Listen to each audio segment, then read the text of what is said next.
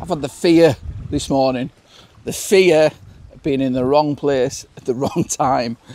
Yeah, you can go into panic mode a little bit when you've got colour like this around you at the moment, because you can freeze a little bit on where the best location is going to be. Now, this morning, I've got about a 3-hour window where we're going to get sort of broken patchy cloud, and hopefully the sun's going to get through. So I was in a bit of a sort of dilemma as to where to come. Now, I saw a picture of my mate Greg Whitten, who took a rather nice panoramic from Thirlmere the other day. And I thought, well, I've not really done any photography from Thirlmere, which is quite sort of surprising really, being a local lakes photographer. But I saw the colour in his picture and I thought, yeah, I wouldn't mind a bit of that actually. So here I am at lovely Thirlmere.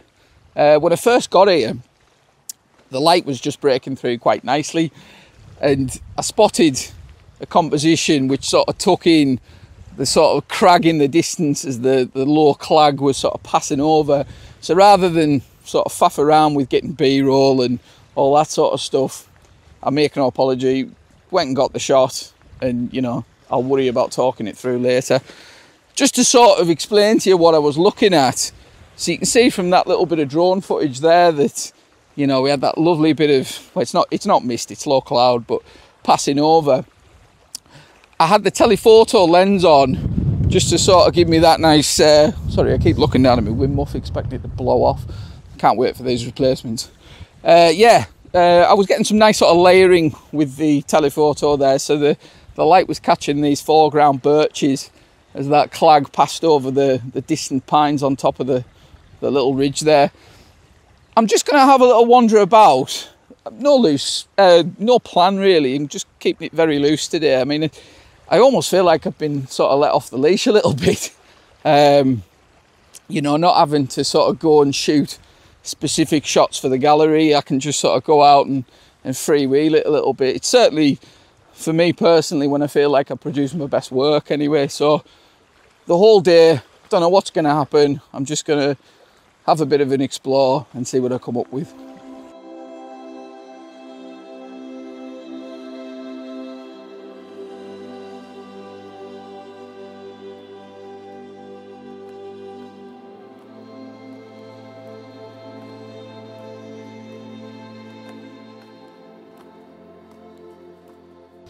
They always say in photography, turn around and look behind you. And yeah, that's what I've done here. That little patch of birches is literally 50 yards away from the shoreline from where I've come down the path. Yeah, I quite like the sort of arrangement there.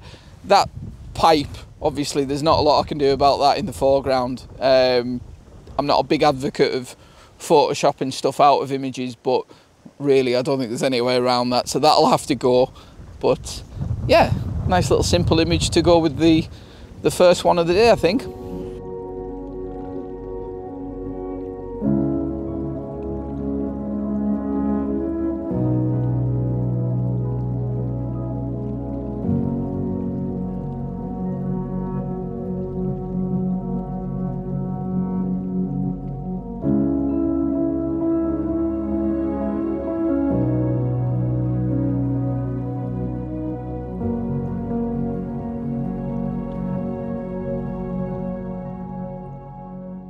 Okay, so I've moved, I don't know, about 200 yards around the corner from where I last was.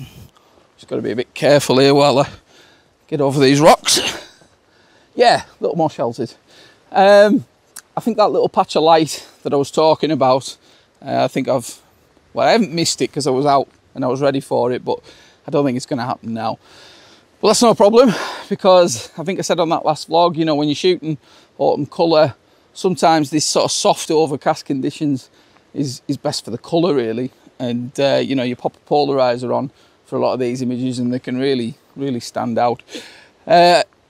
Normally when I come to a place like Thirlmere, where there's an awful lot of sort of distant interest, which you've got today, you know, you've got these big craggy areas around the lake and lots of, you know, individual trees sticking up that are catching little pockets of light.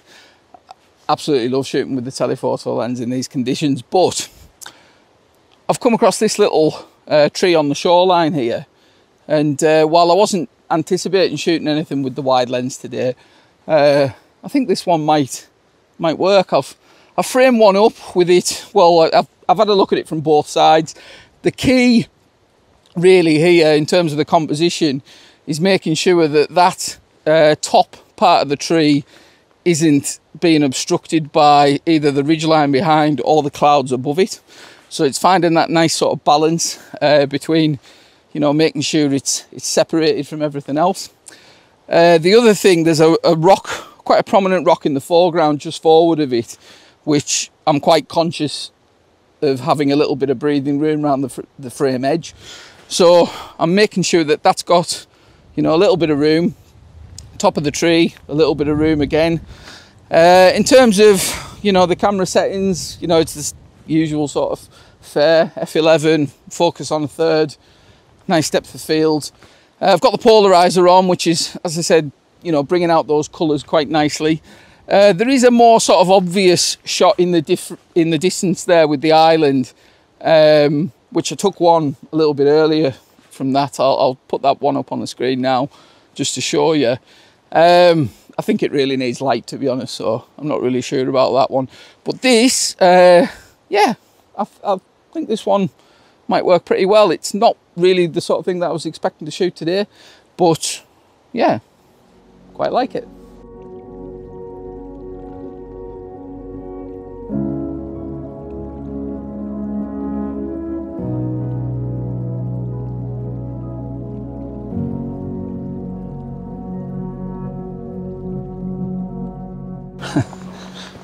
As soon as you pack up to go and you think you're finished, the light comes out a little bit. Yeah, so the light came out just above that tree, so I've come back and decided to shoot a couple of portrait frames. Again, both sides of the tree. I think to the left hand side is going to be a little better, just purely because in the shot from the right hand side of the tree, the way the light's falling, there's quite a bright patch in the top right corner of the tree, which is a little distracting.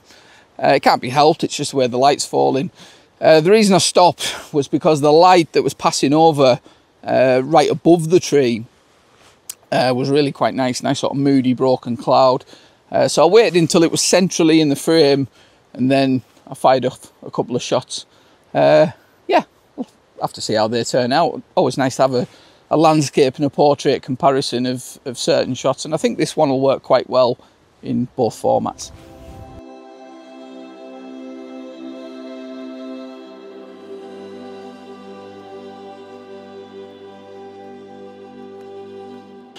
All right, so sorry, I can't help but keep looking down at this wind muff. I can't wait for these replacements. Yeah, I think I'm pretty much finished for the morning at Thirlmere. I've still got the fear. I still keep looking up at the clouds and thinking, well, am I in the right place? Have I left too soon? But yeah, sometimes you just got to make a decision. So yeah, I'm pretty pleased with those images I got there. Well, they certainly looked half decent on the back of the camera anyway. And I'll probably come back to Thirlmere a bit more, I think, after this. Very much an autumn place. I'm not quite sure it'll work so much in the winter unless it, you know, gets a big dollop of snow. But yeah, pretty nice place, I think. I had some good news the other day. It's that time of year when Landscape Photography of the Year publish their results and the winners.